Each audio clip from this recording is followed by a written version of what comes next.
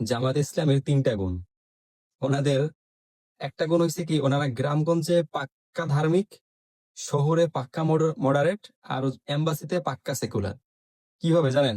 ওনারা গ্রামগঞ্জে গিয়ে যে মা চাচি যারা আছেন গৃহিণী, এবং যে সমস্ত কাকারা আছে, যারা কাকারা দাদারা যারা কৃষি কাজবাজ করে, দেশ গ্রামে যারা একটু খেটে খায়, তাদের কাছে গিয়ে বলে কি জানেন, যে এই জামাত ইসলাম হচ্ছে ইসলামী দল, তাদের মার্কা হচ্ছে দাড়িপাল্লা, এই মার্কা হচ্ছে মিজানের পাল্লা, এই মার্কায় ভোট দিলে কিয়ামতের দিন আপনার আমলনামায় সেই দাড়িপাল্লায় মাপা হবে, কাজেই আপনারা এইটাকে ভোট দিবেন।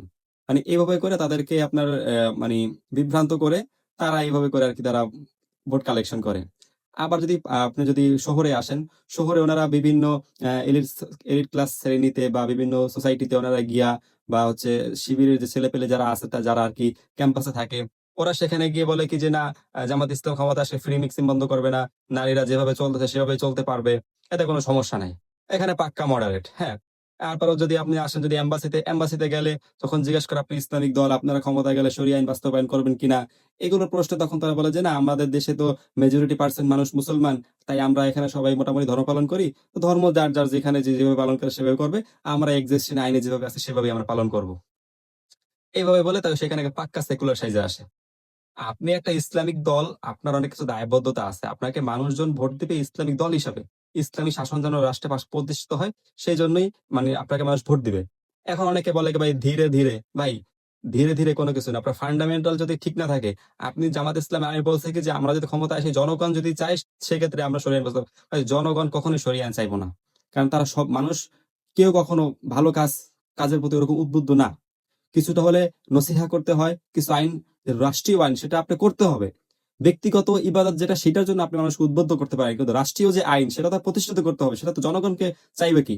শরিয়া আইনে কি কখনো জনগণের উপর আল্লাহ এখতিয়ার দিছে, নাকি আল্লাহ পাক বলছে যে এই আইন আমি তোমাদেরকে দিছি, এটা তোমাদের জন্য মানা ফরজ? ফরজ যে আইনগুলো সেগুলো, যেটা রাষ্ট্রীয় আইন, সেটা তো আপনার বাস্তবায়ন করতে হবে, আপনার নিচে প্রতিষ্ঠিত করতে হবে।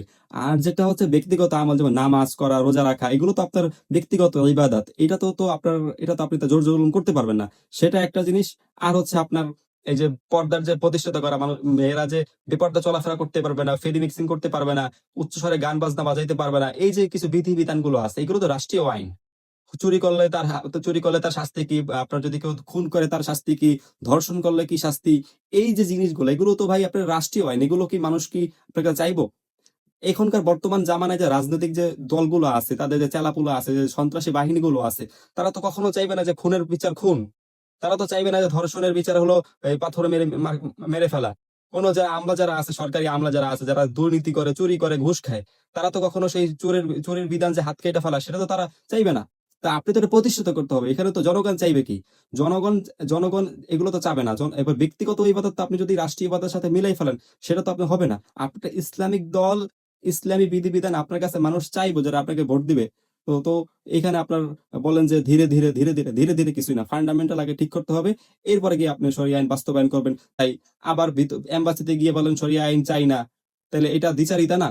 এগুলো কিরকম? তো এই যে তাদের যে দ্বিচারিতা গুলো, এগুলো জনগণের সামনে প্রকাশ করা উচিত।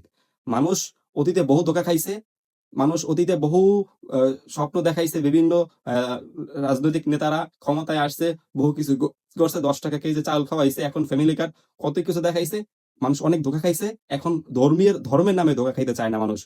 কাজেই এই সমস্ত যারা ধর্মের নামে ধোঁকা দেয়, তাদের থেকে মানুষজন সাবধান থাকবে, এবং যারা প্রকৃতপক্ষে ইসলামী রাজনীতি করে, আপনারা তাদেরকেই বাছাই করবেন। আজ এ পর্যন্তই, দেখা হবে নতুন ভিডিওতে। আসসালামু আলাইকুম।